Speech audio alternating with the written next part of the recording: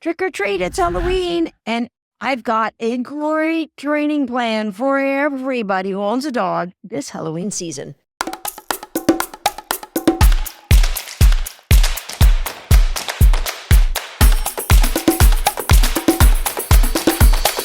Hi, I'm Susan Garrett. Welcome to Shaped by Dog. Some of you live in a country that really doesn't celebrate Halloween, but I bet you all recognize October 31st as a day.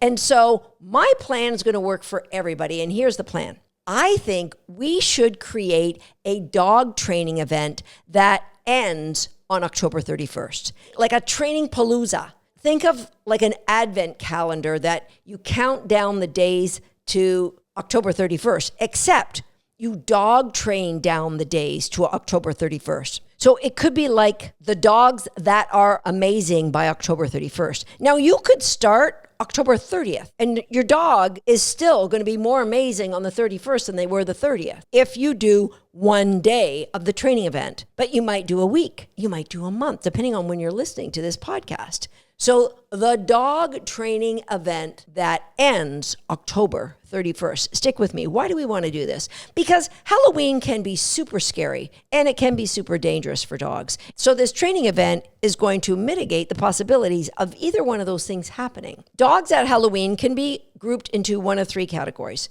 Number one are the dogs who don't want anything to do with this holiday whatsoever. They just want to be in a room far, far away from the action. That's category number one. Dogs number two, those are dogs who, they want to be part of it. They want to see the trick-or-treaters. They want to be there while you're giving out the candy. Dogs number three, those will be dogs you want to take trick-or-treating with you. And I'm going to give you a spoiler alert. I don't think you should. Now, I get it. Some kids have service dogs that they're going to go out with them. That's fair. Those dogs will be really well prepared. For the rest of you, yes, if it's something you really, really are bent on doing, or maybe your dog doesn't like being alone, well, this podcast is going to help you prepare, but I still stick to my first advice. Don't do it. Okay, first thing we have to do is we have to keep dogs safe. So here's some tips to make sure your dog is safe. Number one, exercise that dog the day of Halloween. There's going to be a lot of activity that night. Give them extra exercise during the day and some extra dog training because that's engagement from you so that they will be a little bit more relaxed. We're taking the edge off, regardless if they're group number 1, 2, or 3 dogs. Exercise. Number 2, if you are like me and love your jack-o'-lanterns, carved pumpkins, then maybe put a battery-operated candle or a flashlight in that pumpkin rather than a candle because dogs are curious and they're going to sniff and potentially they could get burned. Number 3 way we want to keep our dogs safe is we want to keep them away from candy because candy, chocolate, is very toxic to dogs. And some candy, like a lot of chewing gums or breath mints, have xylitol in it, which is deadly to dogs. So we want to keep our dogs safe. Keep them as far away from the candy as possible. But that leads me to the back half of this podcast episode where I'm going to give you a training plan.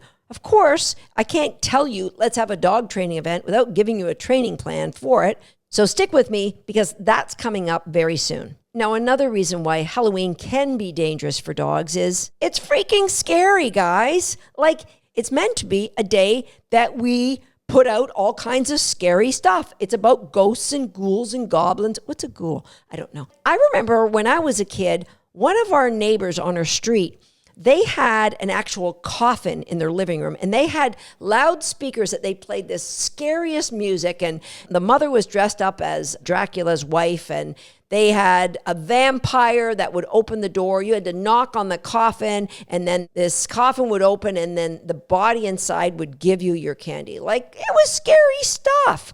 So it's meant to be a scary holiday, which is really why I suggest that the dogs stay home. But kids dress up in really scary costumes. Like, for a dog, this is a scary costume because it's different than what I'm used to seeing. And it's really difficult to prepare dogs for that. So it can be dangerous. Some dogs get scared and run off. So let's jump into the dog training to keep our dogs safe and to make sure that October 31st, for those of you who live in countries that celebrate Halloween, October 31st is going to be a big accumulation of an event. Think of like, the summer bikini bod event where you work up to, I've never done that either.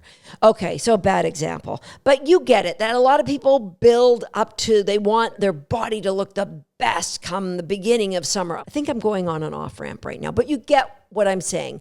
We want to do some dog training so that October 31st, we put our dogs in a position where they can either relax or enjoy the event with you. But either way, they're going to be safe. So let's jump into the dog training of this. Okay, first of all, our group of dogs that don't want any part of this, they want to be away from the action. Like my family pet, it was like, oh yeah, someone's at the door. I can't be bothered. But some dogs really have anxiety about the kids, the screaming, the doorbell ringing continuously. Let's help all dogs right now. My team has put together a little poster that you can print off and put it over your doorbell. And it's the day that we're going to tell a little white lie. I mean, we could say, don't knock, but let's not scare the kids with our signs, right? So we're just going to say, doorbell broke, sing trick or treat. And so that way, the dog doesn't have to hear the doorbell going off all the time. They don't have to hear the knocking of the doors. Now, you may not have a dog that's afraid or barks hysterically every time someone comes to the door. Then have at it. You can have them ring your bell, although it might be fun to get them to sing trick or treat. But for those of you who do, we do have a protocol that I went through on podcast episode number 240. So be sure to circle back to that one. So for our group number 1 dogs, now, if they're dogs that, I just don't care, but I don't really want to be around anyone, they can go in the room furthest away from the front door. You can turn on the TV or put on some music, some white noise. You can give them some food games, like maybe an interactive food puzzle, or put some stuffed topples in there for them to work on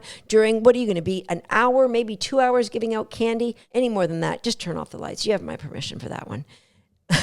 Now, if you have a dog who is going to be in the back room, but they're anxious about the doorbell, they're anxious about kids, they're going to be a little bit unhappy, then of course, as I mentioned off the top, we're going to get them exercise, do some extra training with them during that day, and then see if you can invite a friend over that can sit and watch TV with your dog. It's only going to be an hour or two. Friend, relative, hang out. Maybe then, if you know somebody's going to be with your dog, you can plant food around the room for your dog to find, just get them going, doing something. Takes their mind away from what's going on at the front door. Okay, we got our group 1 dog. Let's talk about our group 3 dogs. These are the dogs that you want to take trick-or-treating with you. First of all, please don't take a puppy out trick-or-treating or a young dog, because it might not be so bad when you first start out, but you might get into the middle of it, and with all of the flying ghosts and goblins and pumpkins, your dog might just have had enough. And you might be right in the middle of it where the kids are screaming down the streets. You can't get home in a way that keeps that dog safe. The anxiety is just going to get higher unless you've really done a lot of really good dog training ahead of time. What does that dog training look like? Well, the first year, do what I'm about to suggest for the group 2 dogs. The dogs that we want to kind of be part of the celebration. First of all, ask yourself, do you think your dog wants to be part of the activities? If your dog is okay with it, it's a great time. You're going to be at the door for an hour or 2 anyway, so let's do some carry-on dog training while you're there. That dog training is going to start, of course, long before, maybe the day before, maybe the week before, maybe a month before.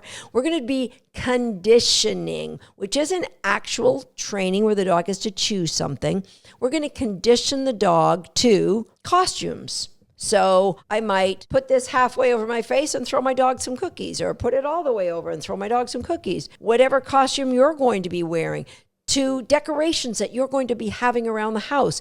Don't just assume your dog is going to be fine with the blow up air thing that I don't know what this looks like right now, but I bet it looks really dorky, but you know what I mean. So don't assume that your dogs are going to be okay with that. What are the sights? What are the sounds? What are the smells? So, of course, children are going to be in costumes, and it's going to be hard to counter condition those unless you have kids that you can dress up, but then the dog already knows it's their kids. So you can go the day of Halloween, get your dog out when kids are going to school, and a lot of them will be dressed up on their way to school, or when they get out for recess. If you live near a school, you can walk your dog around there. Now, Counter conditioning doesn't mean stop the children and say, hey, can you just say boo in my dog's face? Counter conditioning is staying a safe distance, keeping your dog under threshold. So we help your dogs to think of those kids as white noise. Yeah, they're dressed up weird. It's okay. It's just white noise. That's the goal of counter conditioning. So your dog training begins with counter conditioning,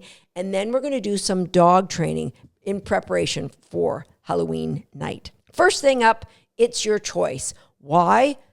We want your dog not thinking of stealing candy. Now, if you have little people in your home, those children are probably going to have a cookie in their hand at some point. So this is probably an ongoing thing for you to teach your dog. This is off boundaries. You don't go and steal from the kids' hands. You don't steal anything from the kids' hands, but especially if those kids are going to be having Halloween candy, because chocolate, xylitol, not things we want our dogs to have. Candy in any amount is not something we want our dogs to have. Start with It's Your Choice, the way it's trained. And if you don't know how to play It's Your Choice, I will get my team to put a link in the show notes to our It's Your Choice Summit. A great way to start. It's 100% free. You can start your training palooza heading towards October 31st with the It's Your Choice Summit. So we want the dogs to understand cookies in my hand. You might have like those plastic pumpkins that you're going to put cookies in, and you'll put their treats in it, but don't give out the dog treats at Halloween. Let's not make that mistake.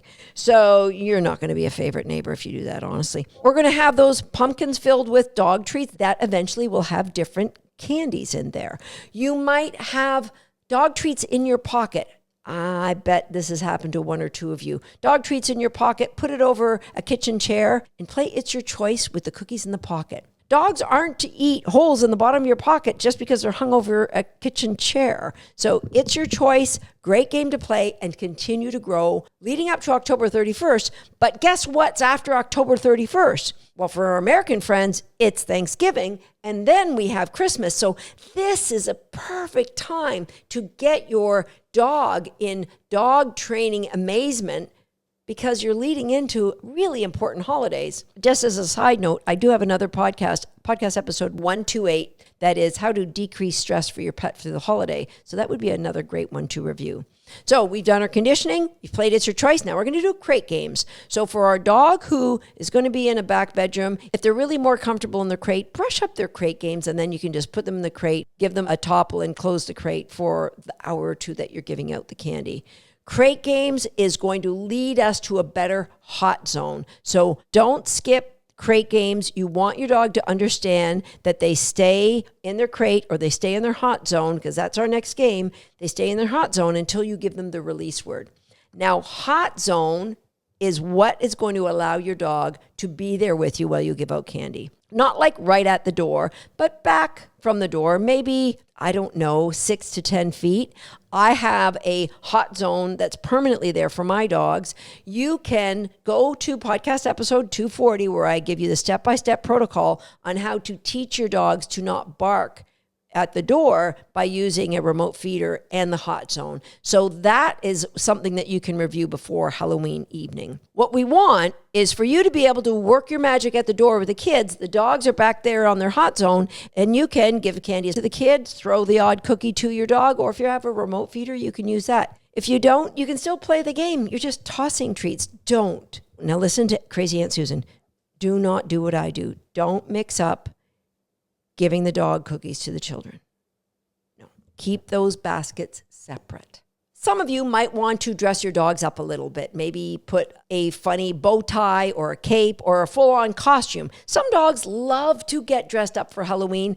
Other dogs, they don't find it too appealing. My dog Tater Salad is crazy about dress up. But for my other dogs, I have to gradually increase their confidence in wearing crazy clothing if that's something that I want to do. And it's great for photos, so I do it. And if you would like to know how to do that, jump over to YouTube, because I have a live all about Halloween costumes and getting our dogs prepared for Halloween dress up. So if that's something that you want to include in your Halloween preparation, here's some more training for you. It's over there on YouTube. And while you're there, if you're not a subscriber, please hit the subscribe button.